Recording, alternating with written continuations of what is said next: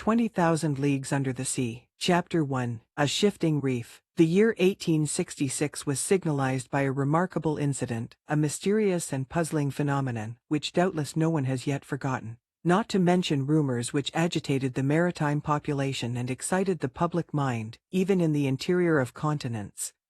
Seafaring men were particularly excited. Merchants, common sailors, captains of vessels, skippers, both of Europe and America, naval officers of all countries, and the governments of several states on the two continents, were deeply interested in the matter. For some time past, vessels had been met by an enormous thing, a long object, spindle-shaped, occasionally phosphorescent, and infinitely larger and more rapid in its movements than a whale. The facts relating to this apparition agreed in most respects as to the shape of the object or creature in question, the untiring rapidity of its movements, its surprising power of locomotion, and the peculiar life with which it seemed endowed. If it was a cetacean, it surpassed in size all those hitherto classified in science. Taking into consideration the mean of observations made at divers times, rejecting the timid estimate of those who assigned to this object a length of 200 feet, equally with the exaggerated opinions which set it down as a mile in width and 3 in length, we might fairly conclude that this mysterious being surpassed greatly all dimensions admitted by the ichthyologists of the day, if it existed at all. And that it did exist was an undeniable fact, and, with that tendency which disposes the human mind in favor of the marvelous, we can understand the excitement produced in the entire world by this supernatural apparition. As to classing it in the list of fables, the idea was out of the question. On the 20th of July, 1866, the steamer Governor Higginson, of the Calcutta and Burnack Steam Navigation Company, had met this moving mass 5 miles off the east coast of Australia. Captain Baker thought at first that he was in the presence of an unknown sandbank. He even prepared to determine its exact position, when 2 columns of water, projected by the inexplicable object, shot with a hissing noise 150 feet up into the air. Now, unless the sandbank had been submitted to the intermittent eruption of a geyser, the Governor Higginson had to do neither more nor less than with an aquatic mammal, unknown till then, which threw up from its blowholes columns of water mixed with air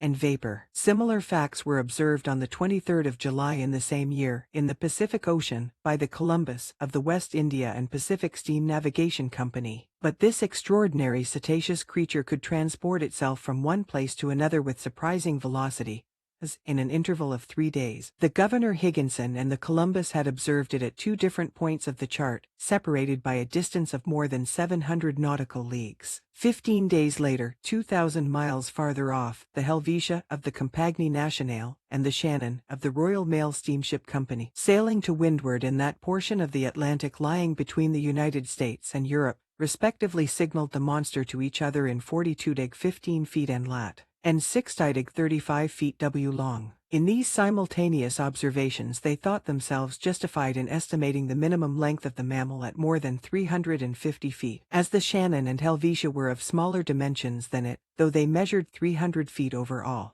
Now the largest whales, those which frequent those parts of the sea round the Aleutian, Killimac, and Ungalik Islands, have never exceeded the length of 60 yards, if they attain that. These reports arriving one after the other, with fresh observations made on board the transatlantic ship Pereire, a collision which occurred between the Etna of the Inman line and the monster, a procès-verbal directed by the officers of the French frigate Normandy, a very accurate survey made by the staff of Commodore Fitzjames on board the Lord Clyde, greatly influenced public opinion. Light-thinking people jested upon the phenomenon, but grave practical countries, such as England, America, and Germany, treated the matter more seriously. In every place of great resort the monster was the fashion. They sang of it in the cafes, ridiculed it in the papers, and represented it on the stage. All kinds of stories were circulated regarding it. There appeared in the papers caricatures of every gigantic and imaginary creature, from the white whale, the terrible Moby Dick of Hyperborean regions, to the immense kraken whose tentacles could entangle a ship of 500 tons and hurry it into the abyss of the ocean.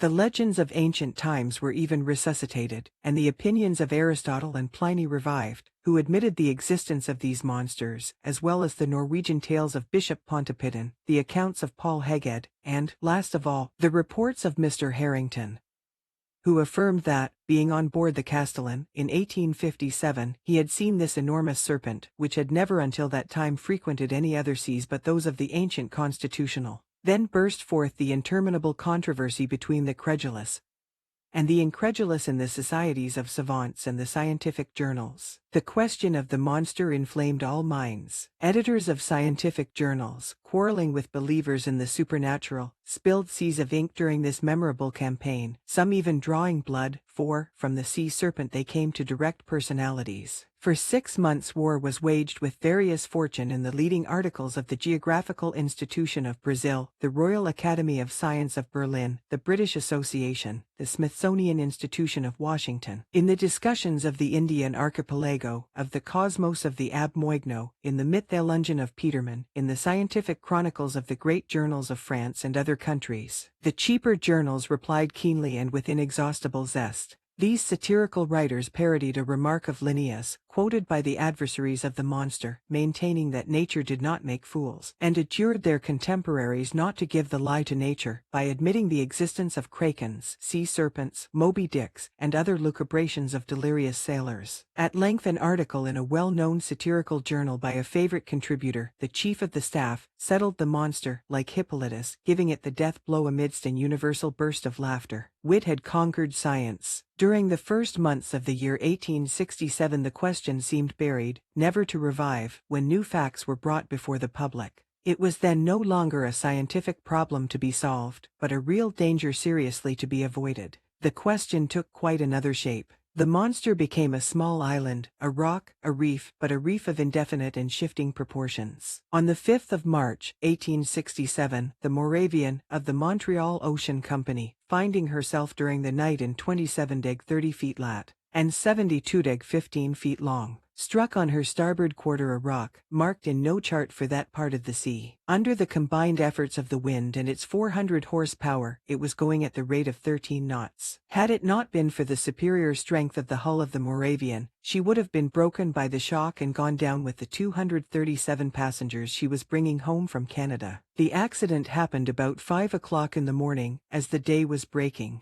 The officers of the quarter-deck hurried to the after part of the vessel. They examined the sea with the most scrupulous attention. They saw nothing but a strong eddy about 3 cables' length distant, as if the surface had been violently agitated. The bearings of the place were taken exactly, and the Moravian continued its route without apparent damage. Had it struck on a submerged rock, or on an enormous wreck? They could not tell, but on examination of the ship's bottom when undergoing repairs, it was found that part of her keel was broken. This fact, so grave in itself, might perhaps have been forgotten like many others if, 3 weeks after, it had not been reenacted under similar circumstances. But, thanks to the nationality of the victim of the shock, thanks to the reputation of the company to which the vessel belonged, the circumstance became extensively circulated. The 13th of April, 1867, the sea being beautiful, the breeze favorable, the Scotia, of the Cunard Company's line, found herself in 15 deg 12 feet long, and 45 deg 37 feet lat. She was going at the speed of 13 knots and a half. At 17 minutes past 4 in the afternoon, whilst the passengers were assembled at lunch in the great saloon, a slight shock was felt on the hull of the Scotia, on her quarter, a little aft of the port paddle. The Scotia had not struck, but she had been struck, and seemingly by something rather sharp and penetrating than blunt. The shock had been so slight that no one had been alarmed, had it not been for the shouts of the carpenter's watch, who rushed onto the bridge, exclaiming, "We are sinking! We are sinking!" At first the passengers were much frightened, but Captain Anderson hastened to reassure them.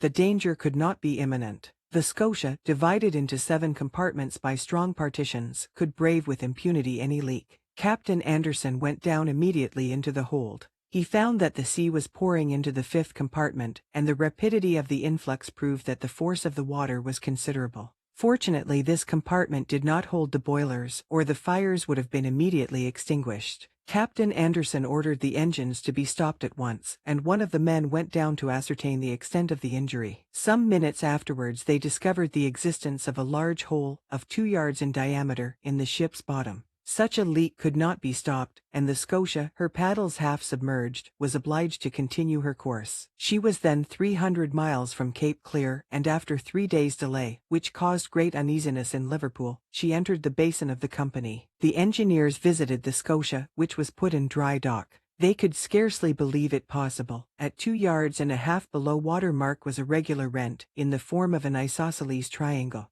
The broken place in the iron plates was so perfectly defined that it could not have been more neatly done by a punch. It was clear, then, that the instrument producing the perforation was not of a common stamp, and after having been driven with prodigious strength, and piercing an iron plate 1-3 divided by 8 inches thick, had withdrawn itself by a retrograde motion truly inexplicable. Such was the last fact, which resulted in exciting once more the torrent of public opinion. From this moment all unlucky casualties which could not be otherwise accounted for were put down to the monster. Upon this imaginary creature rested the responsibility of all these shipwrecks, which unfortunately were considerable, for of 3,000 ships whose loss was annually recorded at Lloyd's, the number of sailing and steamships supposed to be totally lost, from the absence of all news, amounted to not less than 200. Now, it was the monster who, justly or unjustly, was accused of their disappearance, and, thanks to it, communication between the different continents became more and more dangerous. The public demanded peremptorily that the seas should at any price be relieved from this formidable cetacean. Chapter 2. Pro and Con. At the period when these events took place, I had just returned from a scientific research in the disagreeable territory of Nebraska, in the United States. In virtue of my office as assistant professor in the Museum of Natural History in Paris, the French government had attached me to that expedition. After 6 months in Nebraska, I arrived in New York towards the end of March, laden with a precious collection. My departure for France was fixed for the first days in May. Meanwhile, I was occupying myself in classifying my mineralogical, botanical, and zoological riches, when the accident happened to the Scotia. I was perfectly up in the subject which was the question of the day. How could I be otherwise? I had read and reread all the American and European papers without being any nearer a conclusion. This mystery puzzled me. Under the impossibility of forming an opinion, I jumped from one extreme to the other. That there really was something could not be doubted, and the incredulous were invited to put their finger on the wound of the Scotia. On my arrival at New York the question was at its height. The hypothesis of the floating island, and the unapproachable sandbank, supported by minds little competent to form a judgment, was abandoned. And, indeed, unless this shoal had a machine in its stomach, how could it change its position with such astonishing rapidity? From the same cause, the idea of a floating hull of an enormous wreck was given up. There remained then only 2 possible solutions of the question, which created 2 distinct parties: on one side, those who were for a monster of colossal strength, on the other, those who were for a submarine vessel of enormous motive power. But this last hypothesis, plausible as it was, could not stand against inquiries made in both worlds. That a private gentleman should have such a machine at his command was not likely. Where, when, and how was it built? And how could its construction have been kept secret? Certainly a government might possess such a destructive machine. And in these disastrous times, when the ingenuity of man has multiplied the power of weapons of war, it was possible that, without the knowledge of others, a state might try to work such a formidable engine. After the chassepôts came the torpedoes, after the torpedoes the submarine rams, then the reaction. At least, I hope so. But the hypothesis of a war machine fell before the declaration of governments. As public interest was in question, and transatlantic communications suffered, their veracity could not be doubted. But, how admit that the construction of this submarine boat had escaped the public eye? For a private gentleman to keep the secret under such circumstances would be very difficult, and for a state whose every act is persistently watched by powerful rivals, certainly impossible. After inquiries made in England, France, Russia, Prussia, Spain, Italy, and America, even in Turkey, the hypothesis of a submarine monitor was definitely rejected. Upon my arrival in New York, several persons did me the honor of consulting me on the phenomenon in question. I had published in France a work in quarto, in 2 volumes, entitled Mysteries of the Great Submarine Grounds. This book, highly approved of in the learned world, gained for me a special reputation in this rather obscure branch of natural history. My advice was asked. As long as I could deny the reality of the fact,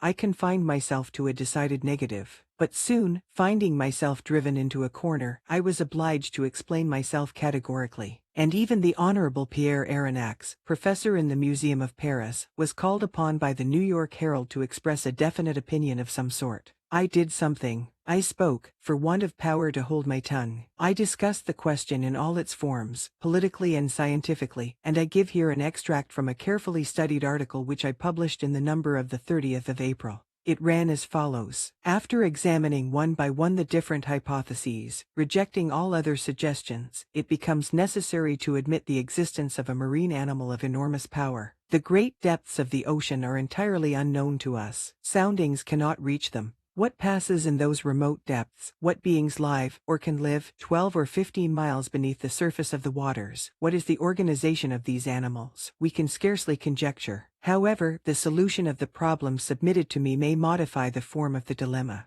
Either we do know all the varieties of beings which people our planet, or we do not. If we do not know them all, if nature has still secrets in ichthyology for us, nothing is more conformable to reason than to admit the existence of fishes, or cetaceans of other kinds, or even of new species, of an organization formed to inhabit the strata inaccessible to soundings, and which an accident of some sort, either fantastical or capricious, has brought at long intervals to the upper level of the ocean. If, on the contrary, we do know all living kinds, we must necessarily seek for the animal in question amongst those marine beings already classed, and, in that case, I should be disposed to admit the existence of a gigantic narwhal. The common narwhal, or unicorn of the sea, often attains a length of 60 feet. Increase its size 5-fold or 10-fold, give it strength proportionate to its size, lengthen its destructive weapons, and you obtain the animal required. It will have the proportions determined by the officers of the Shannon, the instrument required by the perforation of the Scotia, and the power necessary to pierce the hull of the steamer. Indeed, the narwhal is armed with a sort of ivory sword, a halberd, according to the expression of certain naturalists. The principal tusk has the hardness of steel. Some of these tusks have been found buried in the bodies of whales, which the unicorn always attacks with success. Others have been drawn out, not without trouble, from the bottoms of ships, which they had pierced through and through, as a gimlet pierces a barrel. The Museum of the Faculty of Medicine of Paris possesses one of these defensive weapons, 2 yards and a quarter in length, and 15 inches in diameter at the base. Very well. Suppose this weapon to be 6 times stronger,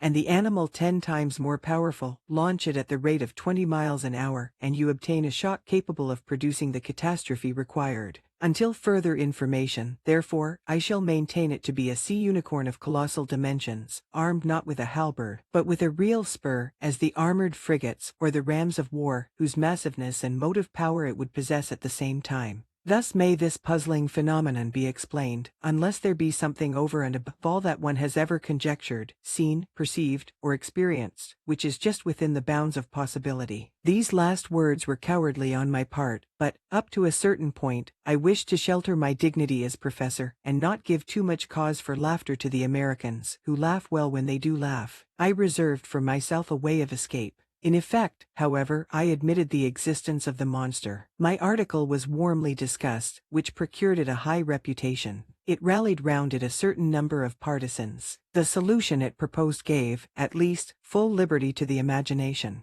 The human mind delights in grand conceptions of supernatural beings, and the sea is precisely their best vehicle, the only medium through which these giants can be produced or developed.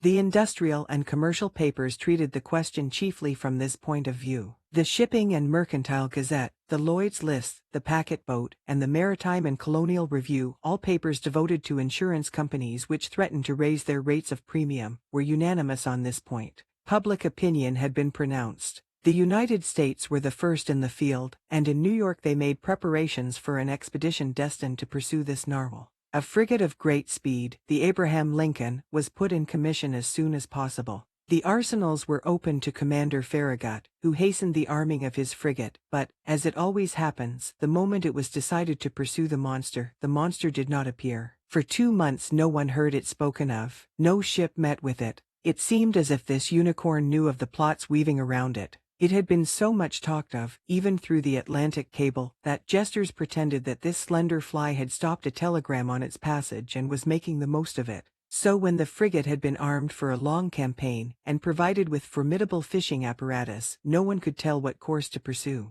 Impatience grew apace when, on the 2nd of July, they learned that a steamer of the line of San Francisco, from California to Shanghai, had seen the animal 3 weeks before in the North Pacific Ocean. The excitement caused by this news was extreme. The ship was revictualled and well stocked with coal. 3 hours before the Abraham Lincoln left Brooklyn Pier, I received a letter worded as follows: "Thank you. Subscribe and comment for next chapter."